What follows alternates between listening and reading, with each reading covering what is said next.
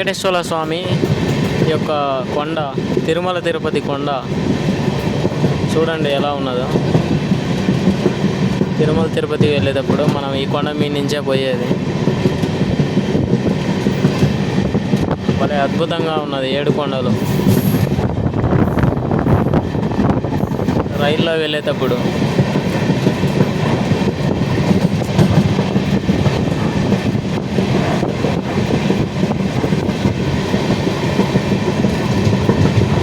జైనుల కొండ,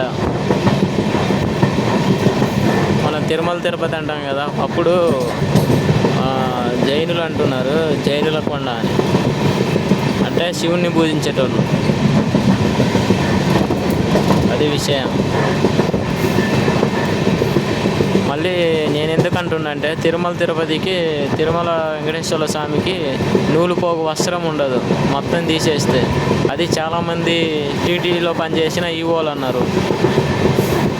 వెంకటేశ్వర స్వామికి నూలుపోగు కూడా ఉండదని. ఆ నూలుపోగు లేనిది ఎవరికి? జైనులకే కదా. జైనులు అసలు బట్టలు వేసుకోరు.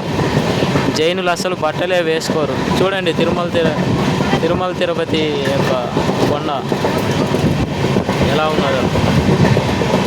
అదే అర్థమైంది కదా ప్రతి ఒక్కరికి.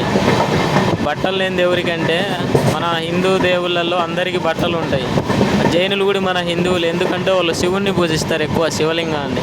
అంటే అవధూత స్టేజ్ వాళ్ళది. అర్థమైంది కదా ప్రతి ఒక్కరికి.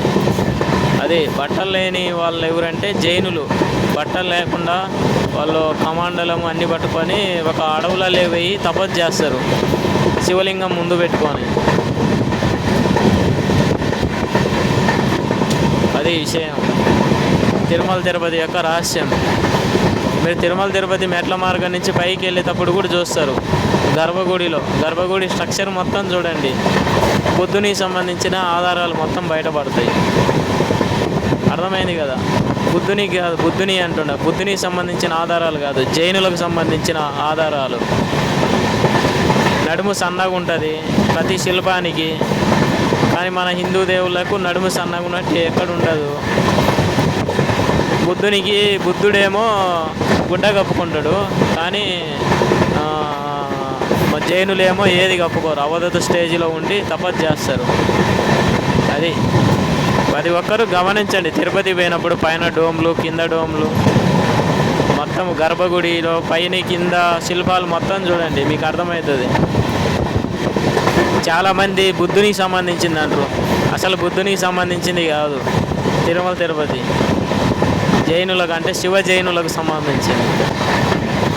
కానీ ఇది మాత్రము ప్రతి ఒక్కరూ తెలుసుకోవచ్చు. అంటే ఎలా తెలుసుకోవచ్చు అంటే, వెంకటేశ్వర స్వామికి నూలుపోగు బట్ట లేనప్పుడు ఈవోలు చాలామంది చూసి చెప్పిండ్రు, వెంకటేశ్వర స్వామి నడుము సన్నగా ఉంటుంది, ఆ శిల్పం, ఆ విగ్రహం మీద నూలుపోగు వస్త్రం ఉండదన్నారు.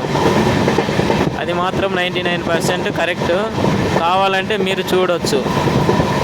ఈవోలు ఎవరైనా, గుళ్ళో పనిచేసిన ఈవోలు. నాది తప్పైతే నన్ను క్షమించండి. ఎందుకంటే నాది రైట్ అయితే మీరే నన్ను కీర్తించాలి. అర్థమైంది కదా. అది నేను చెప్పిన విషయము 99% కరెక్ట్, 1% చెప్పలేము. అది విషయం. అదే ఇది చూస్తున్నారు కదా, ఇది తిరుమల తిరుపతి కొండ అంటారు. ఈ తిరుమల తిరుపతి కొండనే ఒకప్పుడు మనకు అనుకుండేది. ప్రతి ఒక్కరూ, నేను ఈ చెప్పిన సారాంశానికి ప్రతి ఒక్కరూ మన ఛానల్ని సబ్స్క్రైబ్ చేయండి, షేర్ చేయండి, లైక్ చేయండి, కామెంట్ కూడా చేయండి మీ అభిప్రాయాన్ని. తిరుమల తిరుపతి కొండపై మీ అభిప్రాయాన్ని 100% అదైతే తిరుమల తిరుపతి కొండ అయితే బుద్ధులకు సంబంధించిన కాదు. ఎందుకంటే చాలా పుస్తకాలు రాసింది కమ్యూనిస్టులు బుద్ధునికి సంబంధించింది. బుద్ధునికి సంబంధించిన ఆనవాళ్ళు అసలు కానరావు తిరుపతిలో. అదే విషయం నేను చెప్పేది.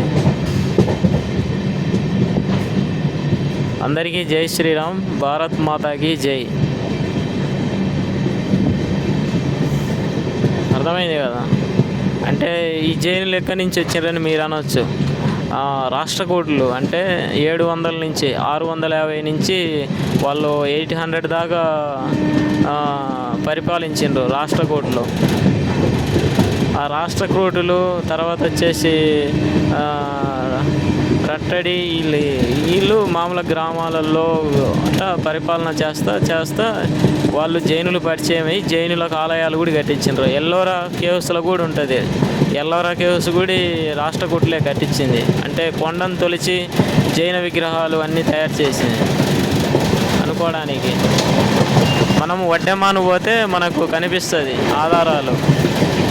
అంటే అలాంటి శిల్పాలు అలాంటి శిల్పకళ ఉన్నాయి.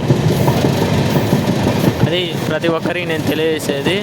ప్రతి ఒక్కరూ మీ అభిప్రాయాన్ని తెలియజేసి కామెంట్ రూపంలో మన ఛానల్ని సబ్స్క్రైబ్ చేయండి.